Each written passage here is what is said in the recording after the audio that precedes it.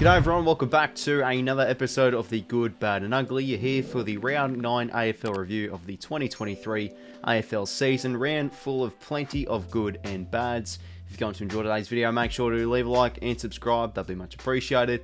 And let's get into the episode, kicking off with the goods. Okay everyone, so we'll start off with the first good of the video, kicking it off with the Friday night game. The Tigers getting the better of the Cats by 24 points, and I do have to make this statement saying, is the Tigers brand back? When the Tigers were winning those premierships, it was just off the back of heavy amounts of turnovers, pressure as a lead, especially in their forward half, and ability to punish teams with some good forward half use and just that sort of chaos inside 50 use, and we did see that certainly on Friday night against the Cats. Now granted, the first half from Geelong I felt was pretty wasted from them. They were pretty much convincingly beating Richmond in clearances and contested game, but they just didn't make much use in their forward half. Their goal kicking was poor, but this allowed Richmond to finally actually show efficiency for the first time in a while.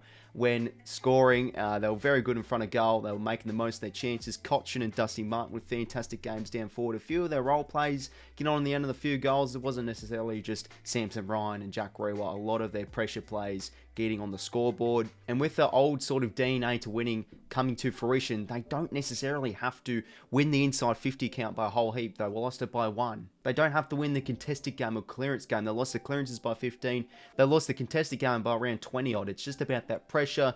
And the most notable thing was just their turnover game. Like, they forced so many turnovers in their forward half. Able to work off that. The scores off turnovers were fantastic. And for me, it was a much needed win for Richmond. And this is, I've been saying on the channel for a few weeks, if they can get their efficiency going, I think there's still a chance for a second half of this season's surge, and they've got that now. And yeah, I've been bullish on them as of late, but yeah, this is an opportunity for them to bank off that and now continue that sort of brand that we did witness on Friday night.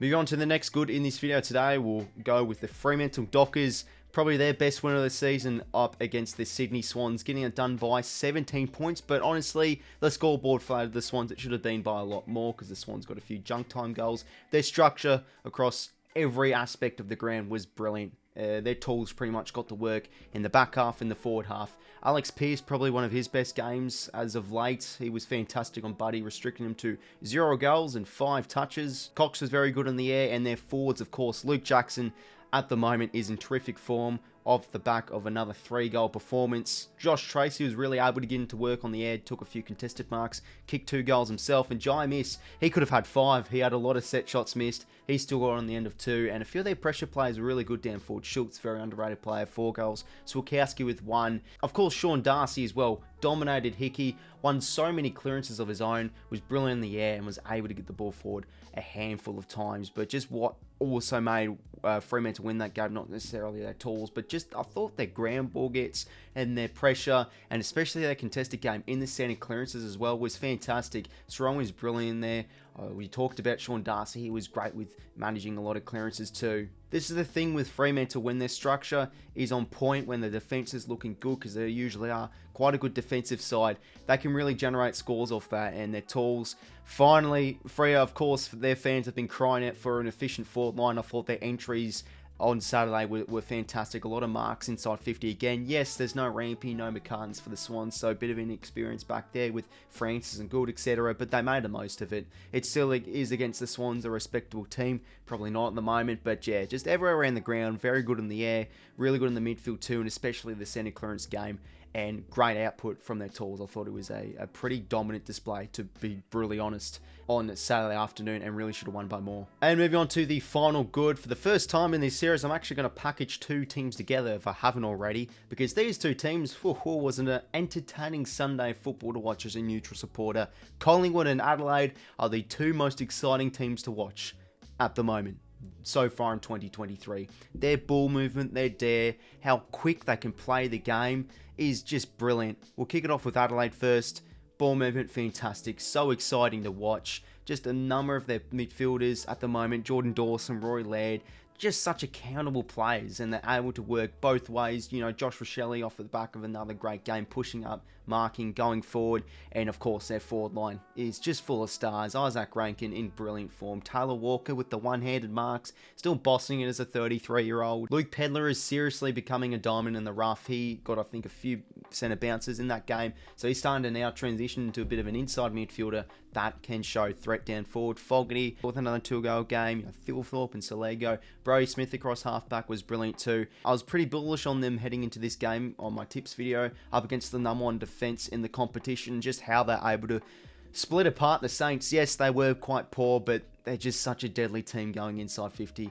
They were fantastic. And then moving on to the Pies, who are just easily the best team in the competition at the moment. How they are playing is just like every player's on the same wavelength. They can transition their game so quickly. Yes, there's a number of stats like scores off turnovers that don't really work in their favour, and a few of all those statistics, but it doesn't matter with them because just their transition is deadly. It's almost undefendable sometimes. And the main thing as well with Collingwood, you have a look at their list on paper, there isn't necessarily many stars in multiple areas. You know, Hoskin, Elliott, Noble, a few of those bottom six players you always question before heading into this year, but they're looking like all Australians now. It's just the system that Craig McRae's created. Such a fast brand, exciting, very hard to defend with transition. You know, the Giants, their effort and intent was good, but they just got outclassed by a brilliant Magpies side who are seriously on fire, just well-balanced team. They're the most well-balanced team in the competition at the moment, the Magpies. So yeah, Collingwood and Adelaide, bloody entertaining teams to watch, especially in round 9. So we'll move on now to the 3 bads in this video today. The first bad, I'm going with the Saints, and yeah, a pretty poor display on Sunday against the Crows, going down by over 50 points. Feel like now, I said a few weeks ago against Port Adelaide, is this now a bit of a turning point for the Saints where teams are now starting to go the homework on a bit of their defence, which has been fantastic overall in 2023. And I just felt that Adelaide were way too quick for the defence. They played with dare, they played some fast-paced football, and just their inside 50 entries and how they execute in their forward half was just way too good for those Saints plays. Callum Wilkie and Dougal Howard, usually quite good plays, but they were pretty mediocre today. Taylor Walker kicking 5 on Kel Wilkie, who's probably one of the leading All-Australian key defenders. And not necessarily just their defence. I thought when going forward, the Saints were pretty poor, especially in their forward half. Caminiti had about 3 chances to kick a goal, but he stuffed them all up. Cooper Sharman, pretty average. Thought again, this is shades from last year with the Saints. Their disposal from their defensive 50 had a lot of turnovers. We saw that plenty today against the Crows. It was a pretty close game, yes, in the clearance and contested game, but it was just the sense of this method, fast ball movement that got the Saints in the end. So, yeah, pretty disappointing game from them. But, yeah, now the next few weeks are interesting for them. I want to see how they do bounce back. Max King should be back in the side, but, yeah, just defending pretty poor, and especially going forward, they were quite average in that department as well. Moving on to my next bad in the video today, another Sydney Swans segment. That is safe to say for another round of, I feel like, a broken record at the moment, but that is now 4 losses in a row. I thought their past 2 games against the Giants and the Pies, I thought their effort and intent was there, but this was just a totally different game against Fremantle. I thought they were dismal, really, really poor. Their inconsistencies with their contested game continues to show. Their ground ball gets were poor.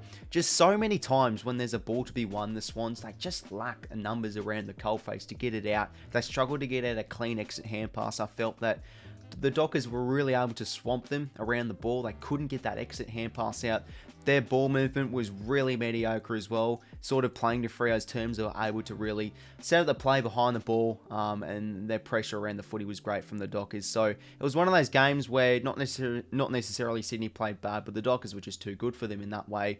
They're just struggling to find their identity at the moment, and just sort of their ball movement and their consistencies with that, but the contested game way too inconsistent. Their forward line again, just shocking with some of their entries, along bombs and etc. Papley and Heaney really out of form. McDonald injured, Mills injured. Yes, that was big outs for them, but they've got to find something. They're just, again, lacking that true ball-winning midfielder.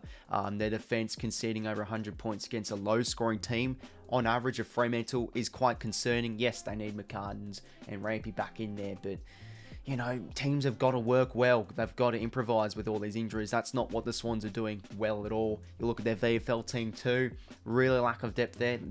They are yet to win a game in the VFL, so it's really concerning now. And they've got North next week, and you feel like surely not. Surely they could not drop this game, but Oh, it was an ugly game, really, from the Swans. They are a team that we know that is a flashy team, great with ball movement, good in the coalface usually, but ground balls are poor, inconsistent with the contested game, and really struggle to move the ball on the weekend. So for the Swans, 4 losses in a row now, really poor on Saturday. For the final bad in this video today, we'll move to the Geelong Cats. Now, I feel like they probably do deserve to be in the bad category for just this week. The past 5 weeks, they've been brilliant. I've really liked how they've been able to bounce back this season, but just a game that's really gone to waste against the Tigers. Their first half, I thought they were good enough. They were really good in the contested game. They got clearances. They got those repeated entries, but they could not score. I thought 𝐼𝐻𝐻𝐪 in the first half was fantastic. Very underrated player.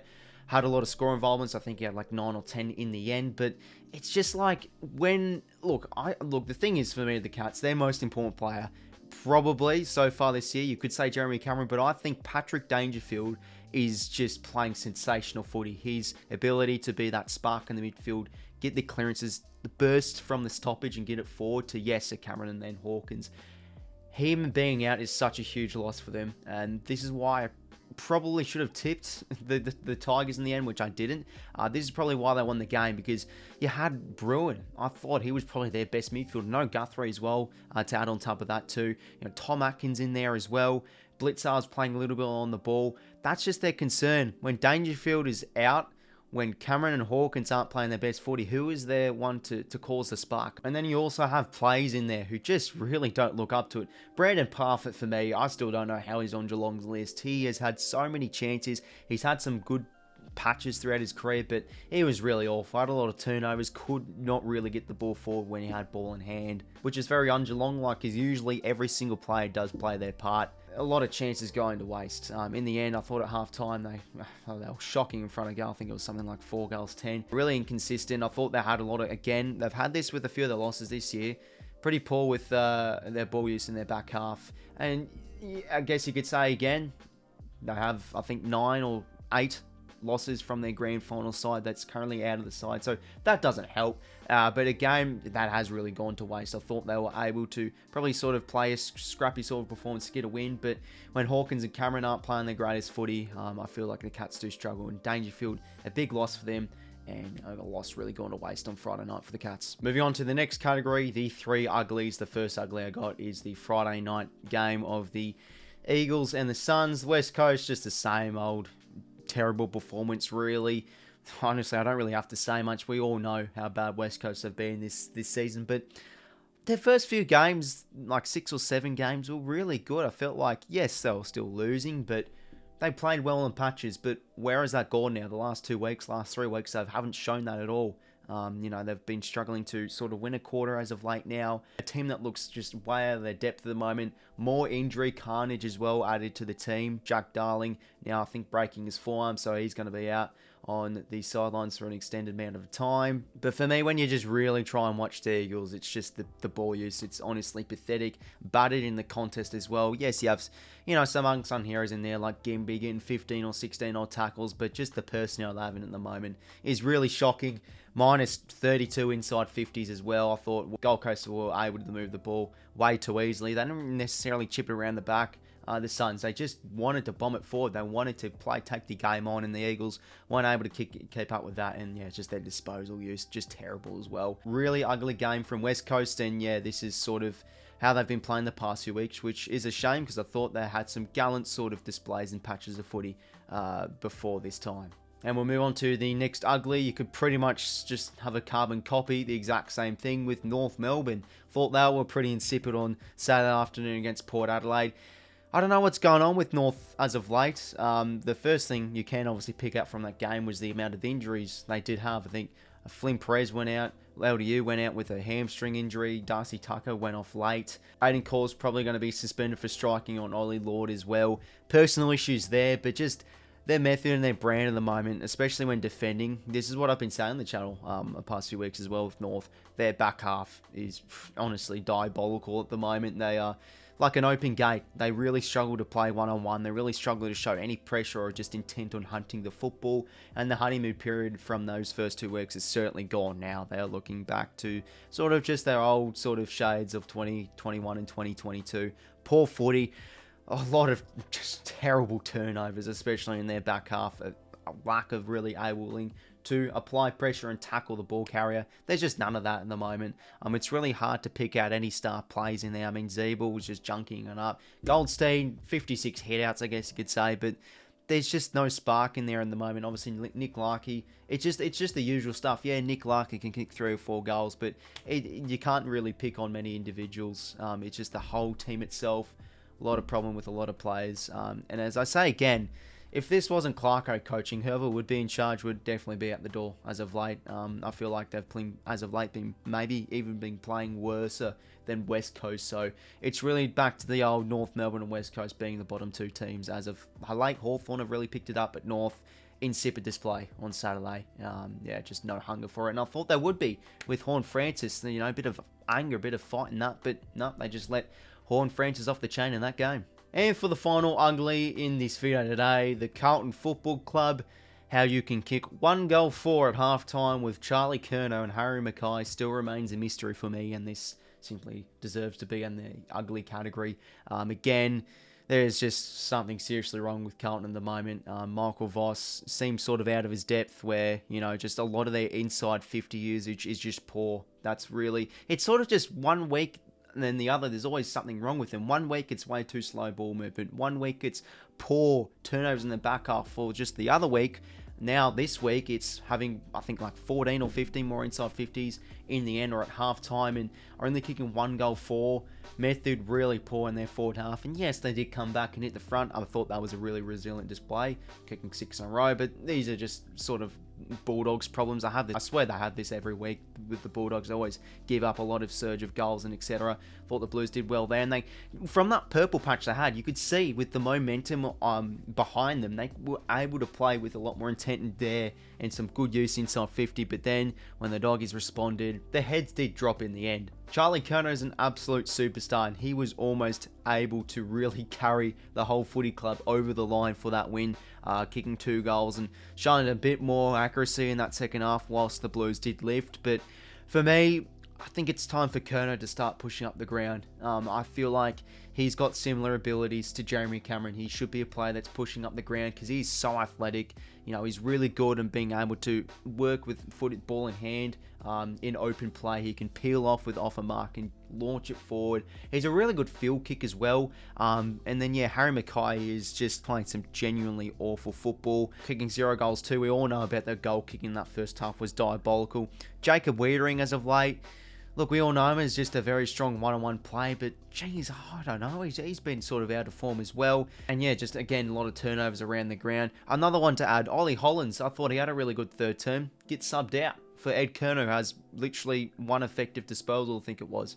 I don't know what the story is behind that. There's now concerns for Michael Voss with a few things. It's a really, really, again, ugly display from the Blues. And looking at their games the next few weeks, if they drop those, it could be, again, season over and a really big struggle for them to make finals in 2023. So everyone, there was another episode of the Good, Bad and Ugly for round 9 of the 2023 AFL season. If you went on to enjoy today's video, make sure to leave a like and subscribe. That'd be much appreciated. Also, feel free to comment down below and yeah, just get chatting down in the comments below. Let me know what you think of your thoughts of the round. Of course, I can't include every single team given the concept of this video, but yeah, I'd love to hear your fellas' thoughts. Once again, everyone, thank you very much for watching today's video, and until next time, I will talk to you later. See you later, fellas.